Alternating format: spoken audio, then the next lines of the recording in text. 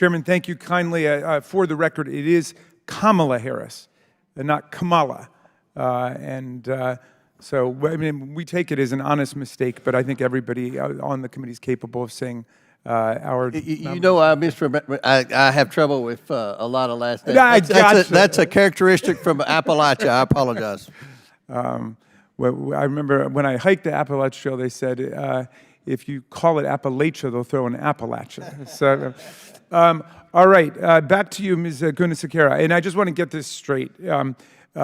Nobody here has disavowed their own connection to Project 2025 in the big report that I'm calling the MAGA Manifesto, but the big book. Donald Trump is trying to backpedal right now. What he said when he was at the Heritage Foundation is our country's going to hell. The critical job of institutions such as Heritage's, and admittedly he called Heritage Heritage's, but we know he meant Heritage, to lay the groundwork. And Heritage's does such an incredible job at that, he said. They're going to lay the groundwork and detailed plans for exactly what our movement will do and what your movement will do when the American people give us a colossal mandate to save America. Are you not proud of your association with Donald Trump and the fact that he seems to be embracing Project 2025? It was an honor of my life to serve President Trump at the U.S. Environmental Protection Agency. And the work that I've put into Project 2025 is a result of that experience and lessons learned that I think would be extremely beneficial to trying to advance the cause of the conservative movement, to reduce the government, ensure that the voice of the people... Just to interrupt for a second. So your contribution to the Project 2025 report is something you're proud of, right? Yes, yes. And you're proud of the association with Donald Trump?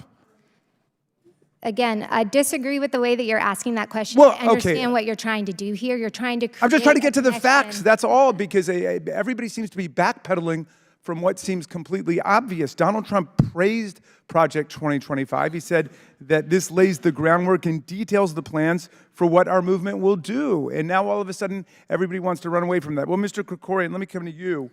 I was interested in your little exchange about the Senate immigration deal. We had a bipartisan border agreement, which Donald Trump blew up at the last minute because he didn't want a border solution. He wanted a border crisis to run on. But in any event, are you denying that the people at the border who work at the border wanted that deal, wanted the immigration deal? The now former chairman of or head of the Border Patrol Union endorsed it.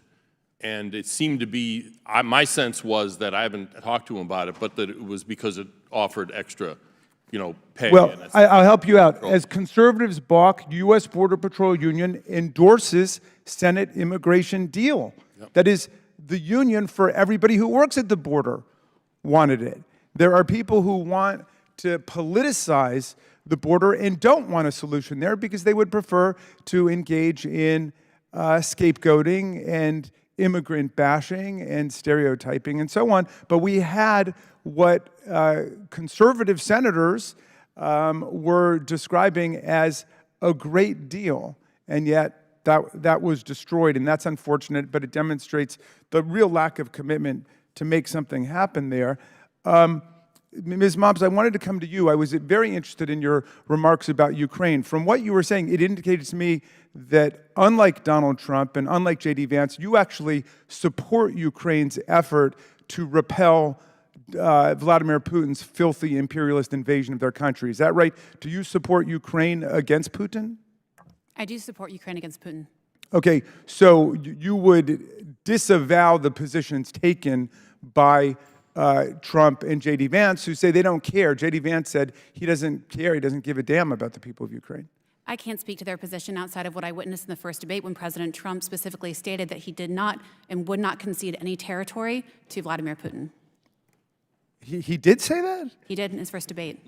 But, okay, I thought his position was he's going to solve this on day one, basically by letting Putin have what he wants. But I'm glad to hear it if that's his position. It's certainly not the position being taken by MAGA Republicans, as you know, who have opposed and consistently voted against aid to the Ukrainian people. So that's different. All right, let me come to you, Mr. Carr, because I know you're on the FCC right now. You did not disclaim the possibility of becoming chairman of the FCC, and that's cool. Everybody's got ambitions, and you've not disclaimed your connection to Project 2025 or to Donald Trump. But here's what I want to ask you about. Donald Trump said after his, I think everybody can concede, world-class, dreadful, terrible, and pathetic performance in the presidential debate, he wanted to blame ABC for it, and he called on the FCC to take away ABC's license. Okay, in January he called for revocation of NBC's license because he felt that they cut short his full victory speech after he won the heavily contested Iowa caucus.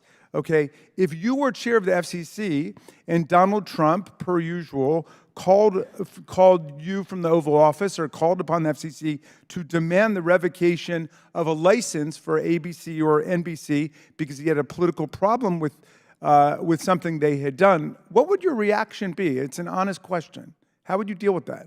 Thank you for the question. I don't know about all the premises in there, but I'll tell you. Well, they're all true, but I can give you the documentation if you want.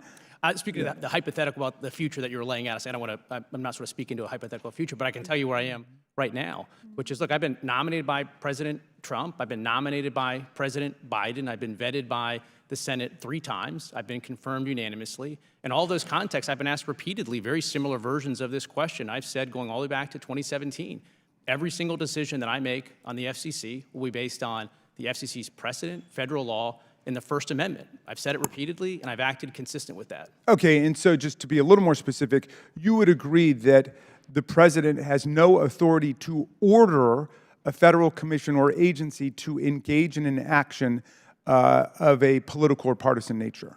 Again, what I said is anything that comes from the White House, whether it's Republican or Democrat, every action that I will take at the FCC is the same that I've done over the last 6 years, which is apply the law consistent with the First Amendment. All right, so are you disavowing the so-called unitary executive theory that's being propounded by Project 2025, that everything that happens in the executive branch of government, including commission and agency action, is directly under the political control of the President of the United States? And the gentleman's time expired by a lot, but if you want to answer it, you can. If you don't, you don't have to. Could you answer the? Can answer it. This is not an issue that I have spoken to publicly. It's not something that I've